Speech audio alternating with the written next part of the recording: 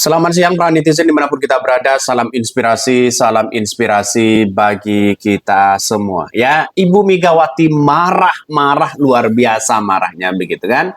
Kenapa saya katakan seperti itu? Karena Ibu Megawati mengkritik habis-habisan penguasa hari ini ya yang dianggap ya berperilaku seperti Orde Baru begitu kan.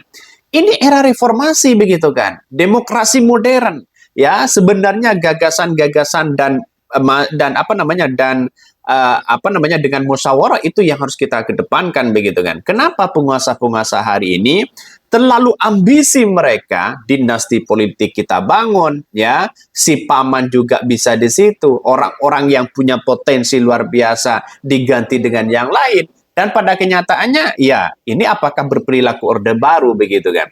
Usut punya usut dalam beberapa pengamatan saya, ketika PDIP ditinggal oleh Jokowi, maka merasa sedih ya, power kekuatannya semakin down.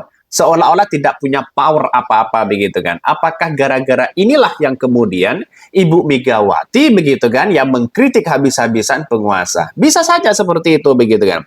Saya kira begini, 9 tahun menjadi penguasa begitu kan, ya PDP apakah pernah mengkritik seperti itu begitu kan ya? Apakah enak di situ begitu kan? Setelah Pak Jokowi pindah ya di situ begitu kan? Ya sekarang saya mulai mengkritik sana sini begitu kan. Ini gimana begitu kan? Untuk melawan konstitusi kita. Ya tidak bisa mereka begitu karena PDP sendirian. Saya kira seperti itu begitu. Kalau PDP berani, keluarlah dari anggota kabinet Pak Jokowi di situ begitu, lawan mereka begitu kan. Dan saya yakin bahwa Ibu Megawati agak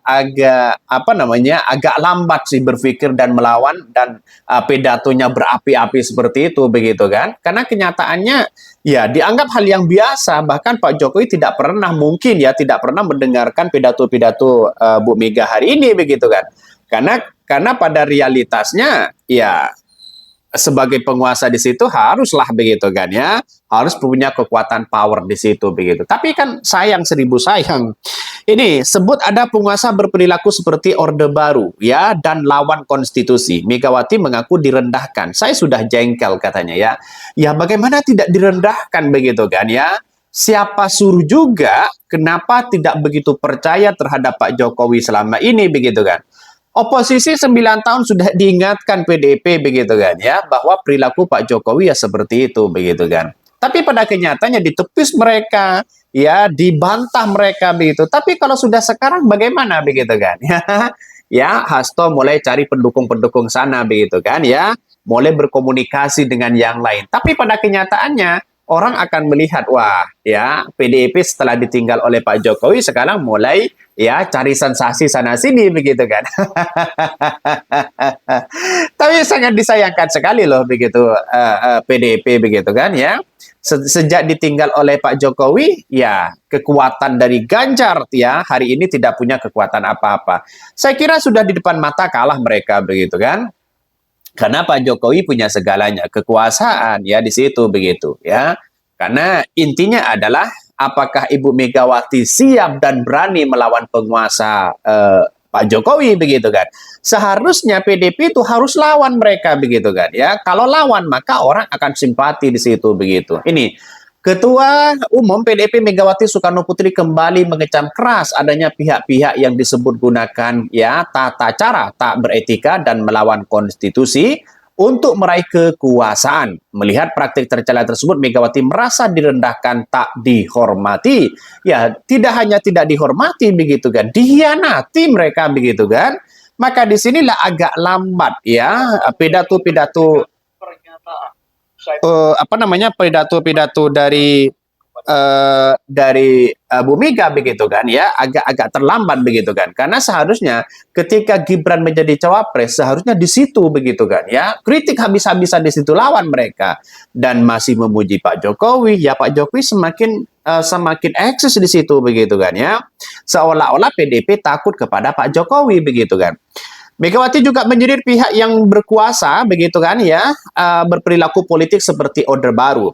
Mestinya ibu nggak boleh ngomong gitu, tapi sudah jengkel. Tahu nggak kenapa? Republik ini penuh dengan pengorbanan, tahu tidak kenapa sekarang kalian yang baru berkuasa itu baru bertindak seperti zaman Orde Baru. Itu kata Bu Mega ya. Maka disinilah apakah ingat Bu Mega 9 tahun berkuasa, begitu kan? Itu harus diingat juga mereka, begitu kan. Jangan-jangan dosa-dosa mereka, begitu kan, ya 99 tahun mungkin akibatnya Pak Jokowi sudah tahu bagaimana di dalam mereka, begitu kan ya. Harun Masiku belum ditangkap, sana sini belum ditangkap ya, dan pada akhirnya orang akan menganggap ya Bu Megawati dengan Pak Jokowi sama aja mereka kalau berkuasa. Katanya begitu ya ini.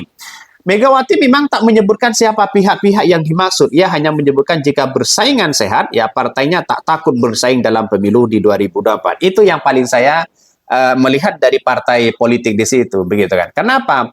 PDIP itu selamanya dia akan tetap eksis, begitu kan ya, mau dukung siapapun di Pilpres di 2024. Tapi Pak Jokowi tidak punya partai ya, Gibran tidak punya partai. Pada kenyataannya, begitu kan, bagaimana kalau partai-partai kecil itu dimunculkan seperti PSI untuk menjadi lambang kekuatan Pak Jokowi nanti setelah lengser. Bisa saja seperti itu, begitu kan.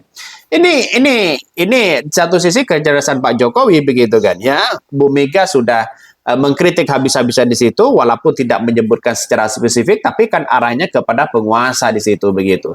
Sangat disayangkan sebenarnya ketika Jokowi sudah pindah ke sana, begitu kan ya. Lalu kemudian kalau ini ada 3 poros misalnya, begitu kan, terus kemudian Gibran tidak menjadi calon wakil presiden, jelas Ganjar sudah di depan mata menang, begitu kan, karena didukung oleh Pak Jokowi. Tapi pada kenyataannya berbalik arah ternyata, begitu kan ya, tidak apa namanya sesampai itu pemikiran PDIP, begitu kan ya. Ya santai-santai aja mereka memuji Pak Jokowi ya. Hasto yang sibuk sekarang cari ya apa namanya pembelaan, begitu. Saya tentu tidak ya, apa nurani saya terbuka dong loh. Ini bagaimana sih? Maunya apa sih? Mari ya, kalau mau bersaing silahkan. Ibu ya, ibu ini perempuan, tapi itu ya petarung katanya ya.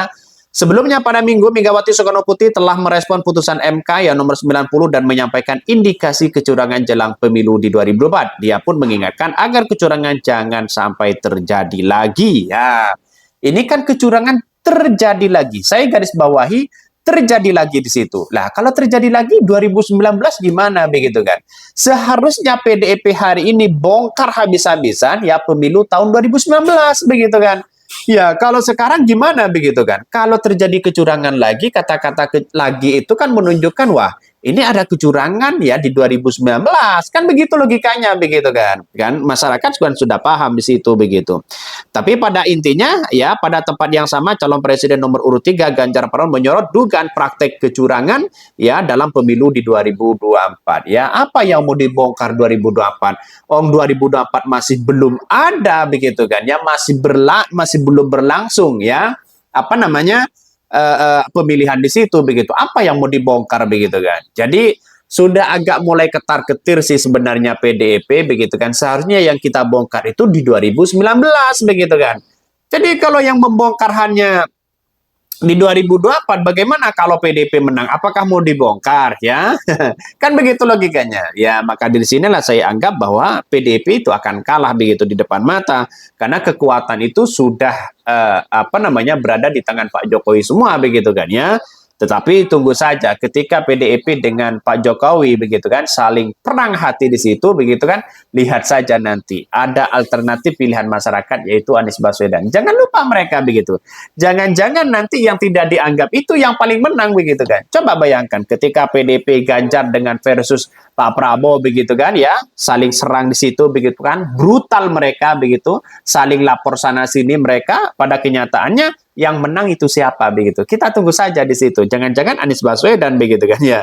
Inilah kritikan-kritikan apa namanya Ibu Megawati ya apa namanya kepada penguasa hari ini. Saya kira saya agak lambat sih sebenarnya melihat Bu Megawati berpidato seperti itu. Seharusnya waktu Gibran menjadi cawapres lah keluarlah muncul pidato-pidato seperti itu, begitu sebagai bentuk perlawanan-perlawanan kepada apa namanya kepada Pak Jokowi di situ begitu. Seolah-olah memang benar PDIP seolah-olah dihianati kalau seperti itu begitu kan. Dibesarkan oleh PDIP, keluarganya dibesarkan oleh PDIP, minta wali kota ini dikasih, menantunya didukung sana sini begitu kan.